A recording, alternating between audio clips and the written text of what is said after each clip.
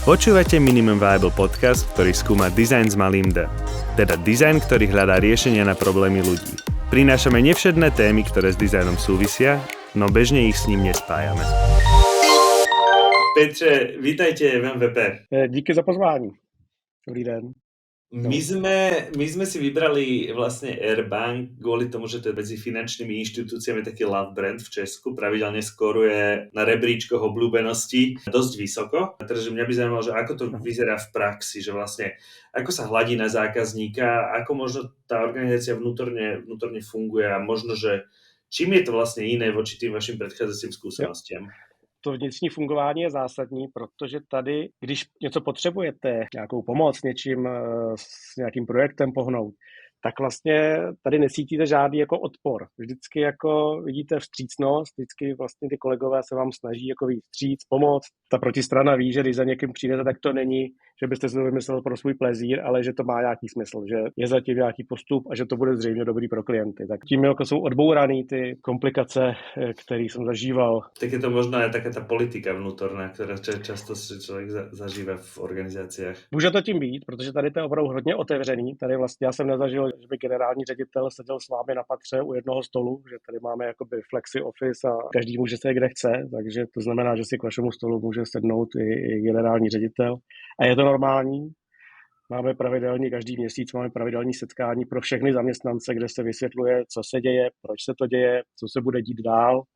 Takže jako ta kultura je velmi otevřená, což pak jako zamezí vlastně veškerým pochybnostem. Vy pracujete teda v research týme. Mňa by zaujímalo teda, kde je možno aj organizačne ten research team zaradený a ako interaguje s tými ďalšími oddeleniami, lebo research team musí niekomu poskytovať nejakú hodnotu. Ano, my jsme hodně taková jako samostatná jednotka. Za ty 4 roky dost putovní jednotka, že jsme byli organizačně zařazeni původně pod marketingem, pak jsme se přesunuli pod CRM, vlastně se zvažovalo, že budeme i pod produktem, ale pak vlastně jsme zjistili, že to je úplně jedno, kde jsme, protože my se stejně musíme ne tvářit, ale musíme fakt fungovat nezávisle. Nejde o to jako být někde, že když bychom byli marketingu, tak budeme předpokládat, že budeme pracovat jakoby pro marketing a výsledky budou nakloněny marketingu, tak samozřejmě jako to v dobrém výzkumu nejde takhle dělat, takže je úplně jedno, kde jsme jako nezávislá jednotka. Organizačně jsme teda teď pod CRM a má to svý velký výhody, jsme zjistili, nebo i proto jsme se tam vlastně ukotvili, protože máme vlastně přístup ke zdrojům a ke kontaktům s klienty přímý. Že CRM komunikuje napřímo s klienty, rozesílá komunikaci, takže když chceme oslovit i nějakým výzkumem klienty, tak jsme vlastně nejblíž tomu zdroji a vlastně je tam nejhladší ten průběh od tvorby dotazníku po to rozeslání nebo k doručení ke klientům. Takže to má jako velkou výhodu to zařazení do CRM, i když se to může zdát, že výzkum by měl sedět asi marketingu nebo i u vývoje produktu. Ale jak říkám, je to vlastně jedno, protože obsluhujeme všechny bance. Děláme pro marketing, děláme pro PR, děláme pro to CRM, děláme pro produkt, pro pobočky, pro HR a vlastně děláme ještě i pro značku Zonky, takže nejenom Airbank. My sme sa aj minule bavili, že vlastne tá organizačná štruktúra v Airbank je veľmi plochá vo svojej podstate a vlastne ešte sa tu ukazuje aj s tým, čo hovoríte, že vlastne ľudia naozaj spolupracujú naprieč organizáciou bez akýchkoľvek bariér alebo síl, ktoré tam akoby neexistovali. Je to tak, je to asi tou plochou strukturou a je jakoby jedno, jestli já jsem v CRM nebo marketingu, prostě potřebuju komunikovat i s lidma z marketingu. Ten efekt toho, že spolu spolupracujeme, že se bavíme, jako je hrozně silný a je to pak vidět na té hladší spolupráci. Pořád jsme jako vlastně tady na centrále v Praze, tak je to malý, je to vlastně jedno patro, takže i když se ho snažíte rozdělit na nějaký sila, tak pořád je to jedno patro o omezeném počtu lidí, kteří se prostě jednoduše setkají tady na těch chodbách nebo v těch prostorách společných. Teraz úplne, že na praktickej úrovni research team, aký veľký vlastne ste? Já a 2 kolegové. Na to, že jsme 3, tak jako těch projektů nebo výzkumů nebo těch akcí, které děláme, je vlastně dost velké množství.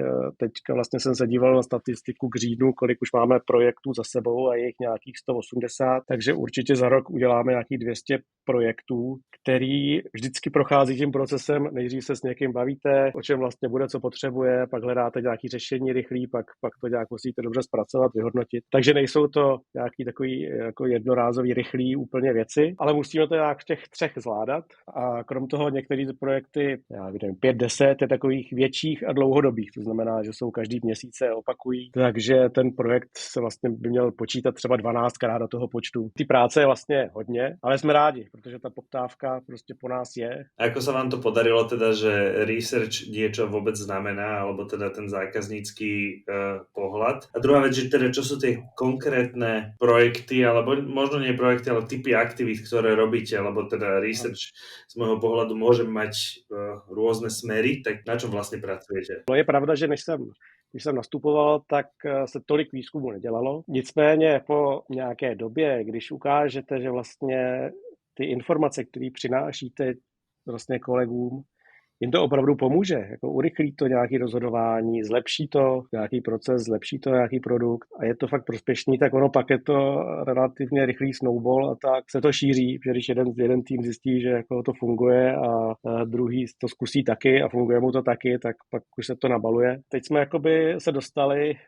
do nějakou hranu kapacit, kde jsme, takže už právě začínáme uvažovat o nějaký prioritizaci, že těch požadavků se schází tolik, že na nás 3 už to začíná být jako celkem toho dost. No ale nicméně, jako když vysvětlíte, že třeba tenhle projekt uděláte až příští měsíc a ne tenhle měsíc a máte k tomu pádný důvody, protože teď je prioritní tady ten stream a potřebujete doručit tady to, tak samozřejmě je to o komunikaci. Nemůžeme jako odmítat, že se nám nechce, to by asi nikdo tady nepochopil a ani to není právě zdejší kultura, že by to někdo takhle dělal. Protože předpokládá se, že prostě všichni si vycházíme vstříc, tak my se snažíme taky, přeci jenom výzkum je služba a náš cíl je pomáhat ostatním. Takže většinou výzkumy neodmítáme, ale snažíme se řešit nějaké posloupnosti.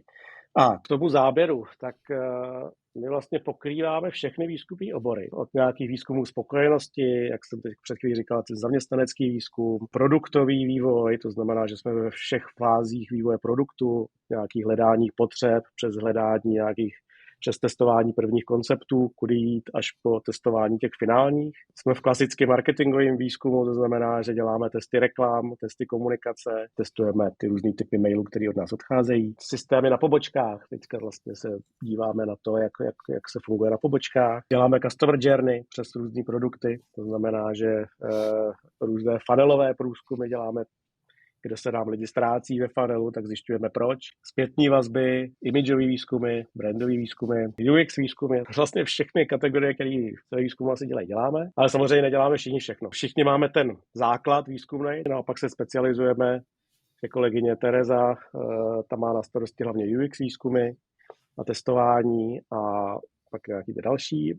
Kolega Honza, ten má na starosti takový ty různý inovační směry, hledá nové inovace, dělá sledování trhu, co se děje na trhu, co dělá konkurence, co dělá svět. Moje parketa jsou spíš ty spokojenostní výzkumy, zpětní vazby a brandové výzkumy a PR výzkumy. Ako sa vám to darí stíhať také množstvo práce? Je pravda, že jsme podřezali všechno, co je zbytečné. V podstatě naše projekty nekončí nějakou 50stránkovou prezentací PowerPointovou, ale často končí jenom v mailu, že napíšeme shrnutí, co se zjistilo a co doporučujeme. Takže tím si ušetříte jako x hodin práce s přípravou hezkých grafů, hezkých slajdů a tam se vejde jako velká většina těch projektů, které děláme.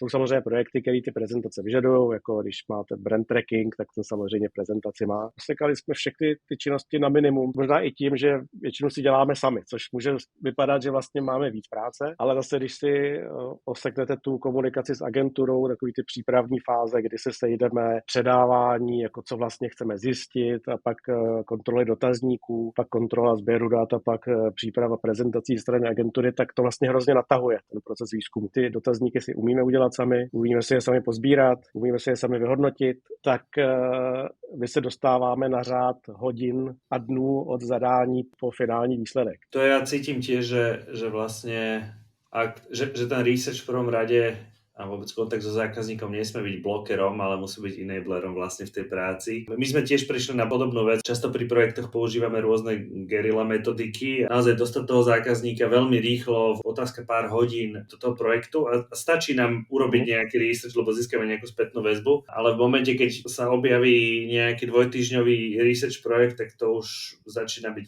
vlastne celkom slušným blokerom v tej spolupráci. Našťastie tie rôzne metodiky dneska sú také, že to vieme urobiť rýchlo, ale u vás je to teda aj v rámci, lebo máte CRM-ko, dobre, viete si šáhnuť vlastne do databázy a odtiaľ si získať ľudí na dotazníky a tie kvalitatívne výskumy, to tiež si robíte obvolávanie, scheduling, všetky tieto veci sami. To my považujem za jeden z najväčších overheadov vlastne v celej tej práci. U toho kvalitativního výzkumu je opravdu jako nejtěžší vlastně ta rekrutace respondentů, tohle to necháváme na agenturách, s kterými máme dobrou zkušenost, který jsme si prověřili, protože samozřejmě i ta rekrutace, každá agentura to dělá různě a ono se to pak velmi v té kvalitě pak pozná, kdo vám tam se připojil na ten rozhovor, jestli opravdu je to člověk, který to dělá jenom pro peníze, anebo je to člověk dobře vybraný správně ze správné cílovky a není to profesionální respondent. Tak tuhle tu činnost tu necháváme na agentuře, na to bychom to fakt nedali. Ale pak vlastně přípravu toho scénáře, celý ten rozhovor si odvedeme sami. Ono to má ještě jednu přidanou hodnotu, že vlastně my tam můžeme připojit kolegy,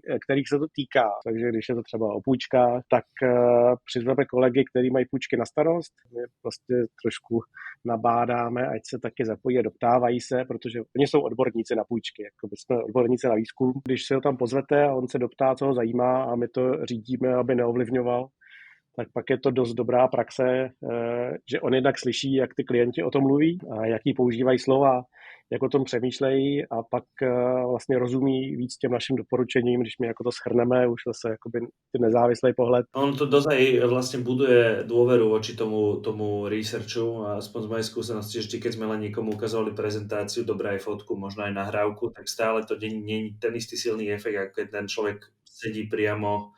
A potom možno aj preto práve u vás tá dôvera voči tomu researchu je taká silná, lebo tí ľudia sú súčasťou toho procesu. Ono je to samozřejmě nebezpečný, protože ten produkták si může udělat nějaký názor, protože úplně neví, že další klient řekne trošku něco jiného, nebo ten předtím řekl něco jiného, takže to závěrečná jakoby pravda, která jde z toho výzkumu, je jakoby od nás a ta důvěra v to samozřejmě je to pravda, no, že nestrácí se informace mezi řádky. Že přeci jenom, když to vyrobí agentura, ať je sebelepší, tak pořád není odborník na banku. Udělá to nejlepší, co může, tu prezentaci přednese krásně, ale mezi tím už se polovina informací ztratila. To, že si to děláme interně, tak už zase víme, jako co nemáme ztratit, kterou informaci a kterou naopak můžeme zahodit. Ten váš tým, že vy sa navzájom, že nechávate si nejaký tréning, alebo máte, že možno, že background v škole, že ste vyštudovali nejakú sociálnu antropológiu alebo sociológiu alebo niečo podobné, alebo ako vlastne vy si budujete to, aby ten váš výskum bol kvalitný? Tak já mám za sebou 20 let praxi výzkumu, začínal jsem v agentuře, s shodou okolností vzdělání, já jsem teda chemik, nikdy jsem se tomu nevěnoval, rovnou jsem se věnoval výzkumu hnedka už při škole, takže já jsem začínal jako úplně od dotazníků, od kódování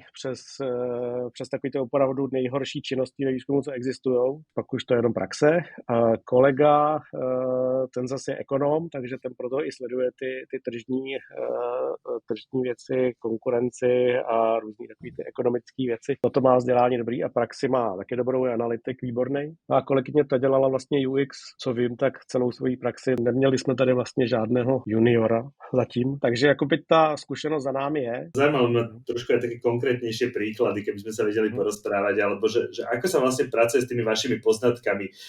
Keby ste možno vedeli vypichnúť buď jeden z nejakých vašich úspešných projektov, ako nejaký insight bol nakoniec pretavený do praxe, alebo možno aj spôsob, ako trendy mohli ovplyvniť vlastne vývoj vo vnútri organizácie, že máte niečo možno takéto konkrétne, kde sa organizácia vlastne dobre nafidovala tým vašim výskumom a premenila to na konkrétnu hodnotu zákazníkovi? Toho je asi hodně, přemýšlím, co vybrat. Já bych asi začal rozloženou platbou, kterou jsme uváděli vlastně letos v lednu jako náš nový produkt. To je zrovna produkt, jak jsem říkal, že tady zkoumáme věci jako rychle a efektivně a že se vlastně velmi rychle většinou zavádí do praxe, což klade nároky na tu přesnost a správnost toho měření, to možná ještě k tomu se taky dostaneme. dostaneme. Tohle to zrovna byla věc, kterou jsme měřili relativně dlouho. Jsou to takový 2-3 roky, kdy se o tom začalo uvažovat, že nějaký takový produkt zavedeme. Tak jsme samozřejmě to zkoumali v rámci nějakých konceptů, jestli vůbec by o to lidi měli zájem o takovouhle službu. Vlastně nás překvapilo, že ten zájem byl opravdu veliký. Jsme vlastně nečekali, že takováhle služba by mohla mít až takový úspěch. Jako to zavádění bylo trošku delší, protože dostali vždycky přednost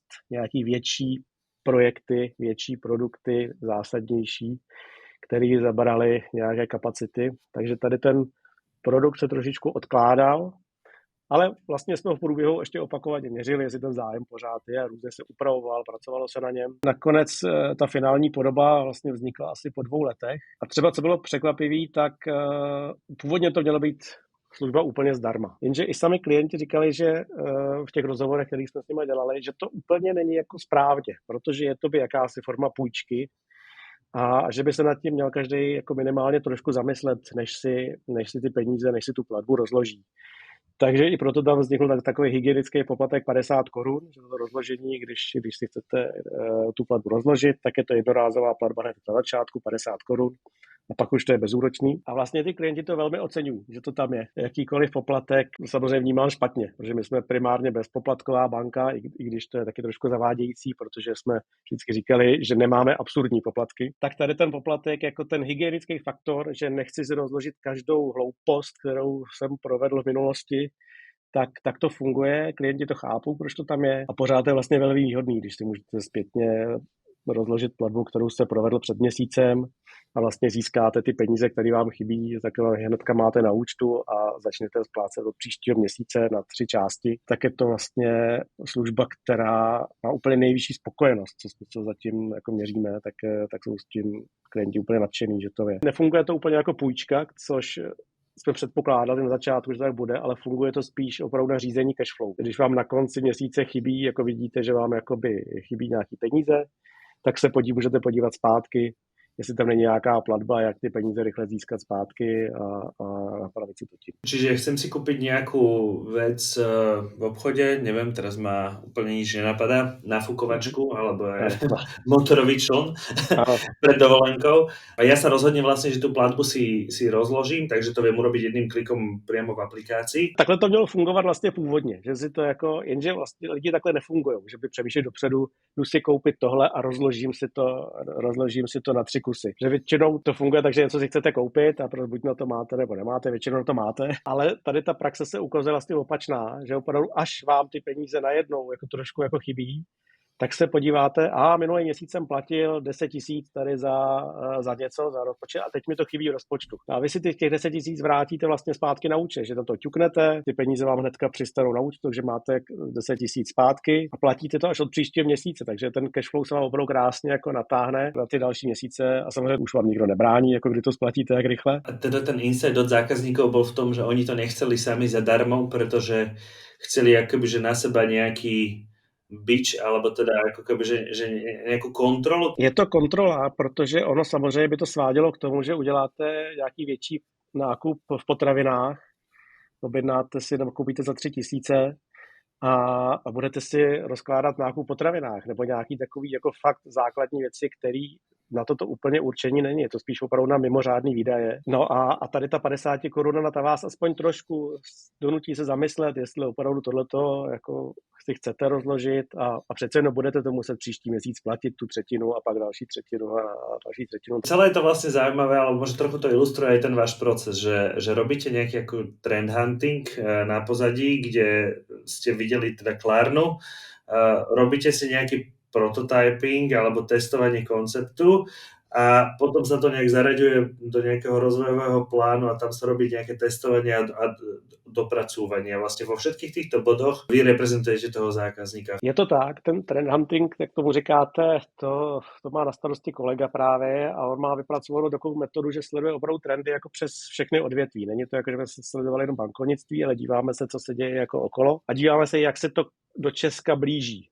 Jak je to vlastně daleko, jestli když je něco v Číně nebo v Americe, tak ono to tady bude až za rok většinou nebo za 2. Má takovou prostě mapu, kde vidíte ty puntiky v těch oblastech, jak postupně se přibližují ty zajímavé trendy. A to pak ukážete samozřejmě produkťákům a lidem, který to zajímá, jako který by se tomu měli věnovat. Takže oni už si můžou plánovat kapacity vlastně, kdy už to je jako důležitý, protože pak nastane moment, kdy vlastně ta inovace už je tak blízko, že ji nestihnete vyvinout. Už vás někdo předběhne, že jo? Samozřejmě všechny banky sledují inovace a co se děje, ale musíte si naplánovat kapacity tak, aby se to stihlo. Třeba když přišel Apple Pay, že jo, když se blížil, tak byl závod, kdo bude první. Samozřejmě i ty klienti jsou nadšení, když jsou první a můžou ukazovat ostatním, jak to funguje. My na Slovensku máme teda obrovskú výhodu v tom, že naozaj vždy, ja hovorím, že však stačí sa nám pozrieť len trošku do západnej Európy, alebo uvidíme, že čo to bude teda za 2-3 roky. Ešte by som sa možno trochu chcel pozastaviť práve nad tým rýchlým výskumom. Vy ste to aj trochu tak spomenuli, že presnosť a správnosť tých výsledkov a kredibilita vašich poznatkov, že vlastne ako hľadáte medzi tou rýchlosťou tej delivery a tých poznatkov a medzi tým, že tá kvalita, že niekedy možno aj potrebuje viac času a že ako vlastne prebieha takéto rozhodovanie. Kedy možno investovať viac času do nejakej témy. Ako ste si istí, že už stačilo? To je samozřejmě případ od případu, se to liší. Máme nastavený relativně častý schůzky s ostatními týmy, abychom věděli, jako co plánují. My šíříme osvětu, co jak dlouho trvá, že samozřejmě nejde udělat customer journey za týden, nejde udělat jako velký vývoj produktu za 14 dnů, že jo. Takže to samozřejmě plánujeme spolu s produktem, abychom byli sladění, takže tam jsou ty termíny jasný, kdy se bude dodávat, kdy má být hotový výsledky a tak. Jde tam vždycky o tom začátku.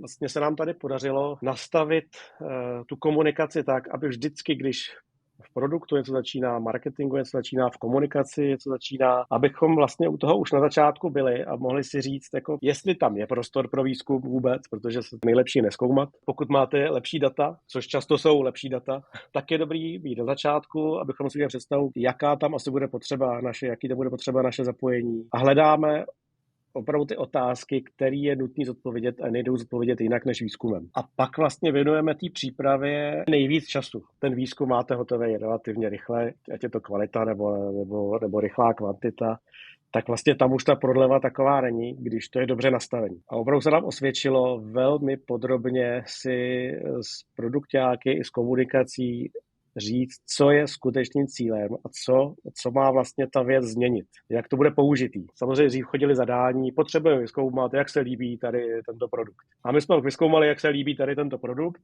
ale ono cílem bylo, jak se prodává tady ten produkt.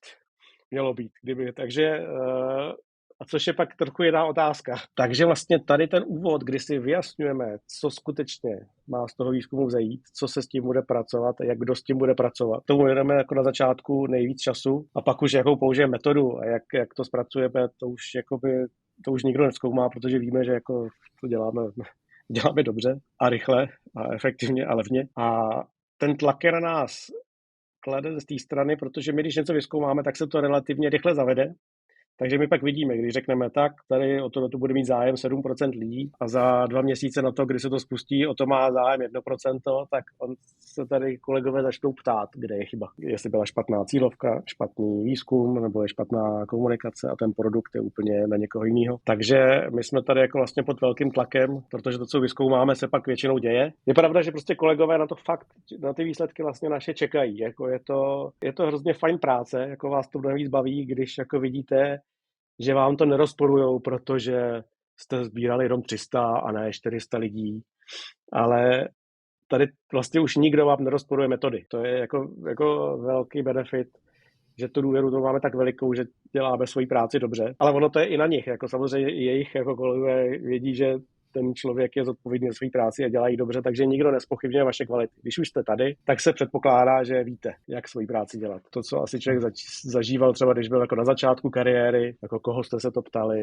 a proč jste dávali tuhle otázku a ne tuhle otázku, tak to už tady naštěstí není. Vyžaduje si to aj dosť veľa seniority, teda takéto organizácie zase na druhej strane, lebo ten tým od 3, keď má dodávať hodnotu a je naplne vyťažený, to musí byť aj tá skúsenosť. Bavili sme sa o tých trendoch. Čo sú vlastne tie veci, ktoré vy dlhodobo meriate a na ktoré sa dlhodobo pozeráte, ty vaše metriky? Jednak je to ten koncepční pohled, že vlastně my se díváme na tu minulost, současnost a budoucnost, to jsme si vlastně taky říkali, že v té minulosti zkoumáme co se týká minulosti, tak se díváme na tu zpětnou vazbu, to znamená, že se ptáme pravidelně našich klientů, jak hodnotí naše služby, jak jsou s námi spokojení, co by zlepšili. Takže to považuji za minulost. Pak sledujeme ty aktuální věci, to znamená, že máme ten brandový tracking, to znamená, že jak vlastně nás i neklienti, nebo celá vlastně populace reprezentativní, jak nás preferuje, jak nás zná, taky prostě ten klasický funnel. A pak se samozřejmě díváme na ty budoucnosti, na ty nové trendy, koncepty a tady to testování. Takže máme jako pokrytou tady tu časovou osu od minulosti do budoucnosti. A my těch metrik vlastně moc nemáme. Jako hlavní metrika u nás je NPS, a to ne, že bychom měli úplně rádi NPS, ale prostě je to metrika, kde se můžete srovnávat s ostatníma, je to nějak prostě ověřené, že to funguje. Takže to je naše hlavní metrika a jediná, kterou vlastně máme v těch KPI kritériích, který sledujeme jako celobankovní. NPS je hlavnou metrikou, protože on vyjadřuje dost dobře vztah s klientem, protože zrovna pro Airbank je velmi důležitý při akvizici, jak se k nám lidi dostávají. Téměř všichni zjišťují u svých známých nebo příbuzných, která banka je fajn a s kterou, jako, když potřebují nějaký nový produkt, kam se obrátit. Takže není takový to doporučování, že by lidi chodili po hospodách a po náměstí říkali, jděte do Airbank, to je skvělá. Tak to jako samozřejmě nefunguje, také naivní nejsme, že bychom čekali, že naši klienti budou tady obcházet své známé a říkat, ať si založí účet. Ale je to o tom, že oni musí vědět, když se jich někdo zeptá, potřebuju si založit tady účet pro dítě nebo pro nějaký účel nebo potřebuju půjčku, tak, aby věděli, ano, já jsem v Airbank tak spokojený, že ti to bez studu doporučím a vím, že jako mám čistý svědomí, protože opravdu velká část klientů k nám chodí na to doporučení nebo po ověření doporučení. Na aký účel ho vlastne zbierate a ako využívate vlastne to NPS-ko? Kedy je to pre vás vôbec relevantná metrika? Jednak je to vlastně jediná KPI metrika, kterou máme v rámci vlastně měření výzkumu spokojenosti, takže to je jediný číslo, který sledujeme za banku, abychom věděli, jak na tom jsme, ale to je prostě jenom číslo. To je jako hezký vědět a je hezký mít cíl nějaký, ke kterému se blížíte a každý rok si ten cíl zvyšujeme. Ale ta hlavní práce je vlastně s těmi komentáři, co nám k tomu lidi píšou.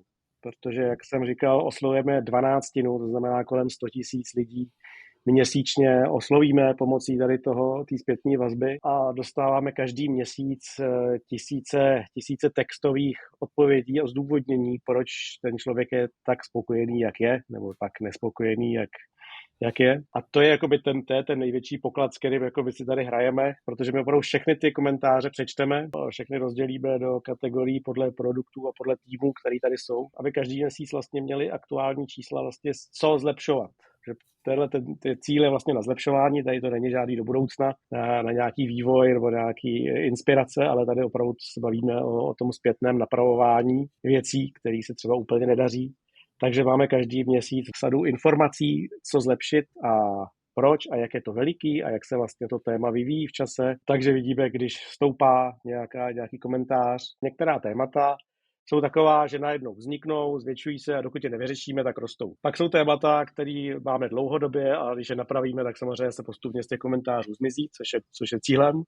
A pak jsou nějaká sezónní témata, to je třeba směnný kurz při platbách kartou v cizině, tak samozřejmě tady to je zajímavé, když jsou jarní prázdniny a lidi jedou na hory a pak, když jsou letní prázdniny a klienti míří do zahraničí, tak samozřejmě pak tamto téma vždycky jakoby se ukáže, že vlastně je aktuální. A vlastně i tady díky tady té sezónnosti vlastně víte, kdy na to máte reagovat. Takže je to vlastně bezvadný nástroj na sledování nálad těch našich klientů, kdy co potřebují a kdy se jim hodí nějaká akce, že na léto pak se chystá akce, že vlastně vracíme nějaký procento z těch plateb v zahraničí, aby právě, když je tady vlastně ta poptávka po tom výhodnějším placení, tak aby to bylo výhodnější placení, když se to týká všech. Skutočne čítate všetky tie komentáře ručně? Že... Ano, jak jsem říkal už předtím, vlastně já osobně mám hrozně rád kvalitativní výzkum a tohle považuji za vlastně největší kvalitativní výzkum, který děláme, protože máte 10 000 odpovědí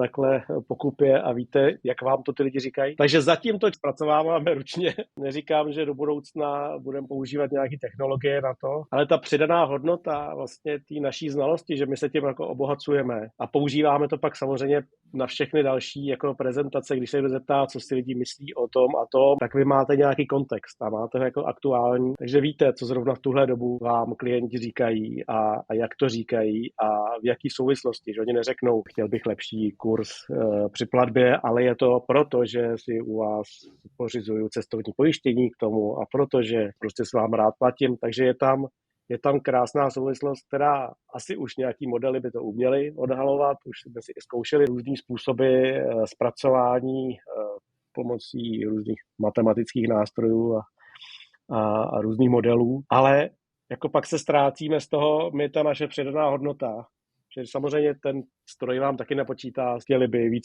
bankomatů, chtěli by víc poboček. To je hezká informace, ale chybí k tomu to okolo.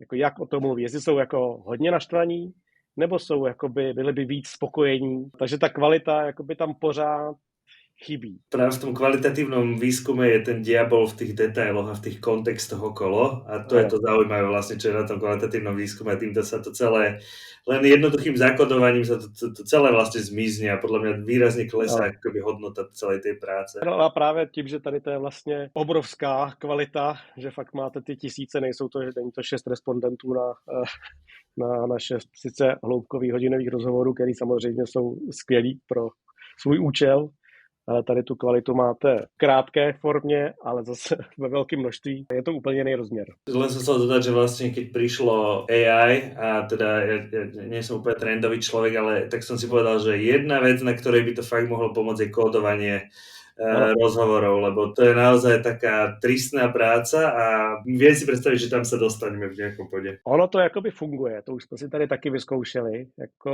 ale jednak je to omezený zatím, co jsme zkoušeli různý ty AI, tak množstvím, kolik toho tam můžete nalít, takže vždycky musíte udělat nějaký výběr a pak je trošku zvláštní, že ono, když tam nalijete 3x stejnou věc, tak vám vypadne 3x jiná sada těch kódů. Podle mě pořád to neřeší. Je to dobrý, pomůže to, asi vás to nasměruje, tomu, jako jaký tam jsou ty největší témata, ale asi to ještě není dotažení. Může se opatrně, ale jako bál bych se toho, kdyby to začal používat každý bez znalosti, vlastně jak to funguje bez té umělé inteligence. Dve posledné otázky na záver. Jedna je taká, že kde si myslíte, že je budúcnosť výskumu vašej banky, alebo čo by ste chceli robiť viac možno, že teda, že vy, Verbank, o pár rokov, kde ten research bude? My tady vlastně můžeme dělat, co chceme, když to dává smysl. Jako když přijdete s nějakou myšlenkou, že byste chtěli něco zavést a začít zkoumat, tak nikdo vám neřekne ne, když víte, proč to chcete dělat a máte k tomu důvody. I vlastně tady to zpětná vazba na to MPS tady nebyla. I se toho někteří lidi trochu báli, že vlastně, když budeme oslovovat tolik klientů měsíčně, jako jak to bude na ně působit na klienty, jestli to nebude obtěžovat moc a tak. Ale ukázalo se, že jednak jsme si to teda vyzkoušeli jsme nějaký pilotní fáze. A když ukážete, že to funguje, že ti lidi vám odpovídají rádi, že to má smysl, dokonce vám odpovídají rádi opakovaně, protože vy jim ukážete, co s tím děláte. Ale ono musí fungovat i to opačně. My se těch klientů ptáme a musíme jim ukázat, že s tím něco děláme. Jednak ty věci, které jsou nutné řešit, tak se okamžitě řeší, takže se těm klientům třeba volá zpátky, jako když potřebuje s něčím pomoct, protože to funguje i trošku jako reklamační oddělení, samozřejmě ta zpětná vazba. A jednak na základě toho se něco změní, takže my jim každý rok vlastně posíláme seznam toho, co se na základě jejich zpětné vazby změnilo, co ta banka udělala. Někdy je to viditelný, někdy to je méně viditelný. Ale vždycky to, vlastně říkám, to vždycky se něco stane, když ten klient nám odpoví, tak nespadne to tady do nějaké odpadní výjimky, že máme číslo a máme hotovo. Takže vždycky se něco stane a když to ti klienti vědí, tak samozřejmě jim pak dává smysl odpovídat. Takže i tu respons máme velikou a i je vidět, jak se u toho rozepisují. Takže my zatím jsme si splnili všechno, co jsme chtěli v rámci výzkumu. Děláme tady informačně zábavné akce pro kolegy, aby jsme šířili ty informace, které nasáváme a snažíme se propojovat všechny a to je možná, že větší intenzita toho propojování, nemůžete pořád informovat všechny, ono byste taky zahltil, ale najít nějakou optimální formu míry informací a dostat to k co nejvíc lidem, tak to jako se pořád hledáme, tak zkoušíme různé metody, různé frekvence, různé formáty, jak to k lidem dostat. To je možná tady je cesta, jak postupovat dál, nebo kde hledat nějaké nové cesty, je spíš v tom šíření těch znalostí, než v hledání nových jako informací. Neviem, či som si nevyšachoval svoju poslednú otázku, ale to sa Aha. pýtam každého hostia, takže musím sa aj vás pýtať, že najväčšia dizajnová výzva, ktorú by ste chceli v živote vyriešiť. Trochu to zavádí UXovou otázkou. Ano. Ale já bych to směřoval vlastně jako možná až do větší šíře, protože co mi vadí na dnešní době je jak se vlastně všechno kvůli efektivitě a nákladům ztrácí jako nějaká pestrost a originalita a vlastně všechno je jako si víc a víc podobný. Takže za mě, pokud jako je výzva jako vrátit nějakou jako pestrost a originalitu a nějakou unikátnost do jakýkoliv služby. Jak je to, jsem si říkal příklad na autech, jako jak když se podíváte na auta před 30 lety, tak jste na dálku poznal, co to jede. A dneska jako všechno to je krásně aerodynamický a všechno to je podobný, ale najděte si originální kus. To je i v produktech, aby prostě nebyly ve službách, aby nebyly jedno jak druhá. Aby ten klient věděl, proč vlastně používá Airbank, že je prostě trošku jiná a je o něco lepší a o něco zajímavější a uživatelsky příjemnější. To by bylo asi moje nějaké přání, aby to bylo pestřejší a aby my jsme byli ten příklad té pestrosti. To je krásna výzva. Je v tomto svete, v neskorom kapitalizme, kedy všetko je komodita, všetko je také jednotvárne. My sme sa o tomto rozprávali aj v jednom z týchto podcastov s Martinom Jenčom, ktorý je z dizajnového štúdia Milk, a práve on hovoril, že analytická práca smeruje všetko k jednej univerzálnej rovnakosti a práve od toho musíme zapojiť aj práve tú kreatívnu prácu a je to zaujímavý diel, kde mňa namotivoval osobne, aby sme sa na našich projektoch pozerali aj možno srdiečkom a kreativitou na ten výsledok práce. On jako k tomu, jako ten výzkum asi trochu přispívá k tomu průměrování, protože když se ten výzkum špatně používá, tak samozřejmě ze všeho máte průměr, tak všechno vypadá stejně, no, protože průměrování je peklo, takže je potřeba ten výzkum používat chytře a správně, aby vlastně ty výsledky přispívaly k té pestrosti a ne všechno naopak srovnávali do jedné šedivé škatulky. Áno, a práve tie extrémy nás môžu inšpirovať. Nie? My to vždy školíme, že máte Gaussovú krivku, ale održte si aj tie extrémy a porozprávajte sa s nimi, lebo tam je inšpirácia. Přesně tak a tam většinou začínají ty trendy. Ja vám veľmi pekne ale ďakujem za to, že ste prijali pozvanie. Já moc děkuji za pozvání taky. Dúfam, že sa ešte budem o researchi porozprávať, lebo to bolo veľmi zaujímavé. Ďakujem ešte raz.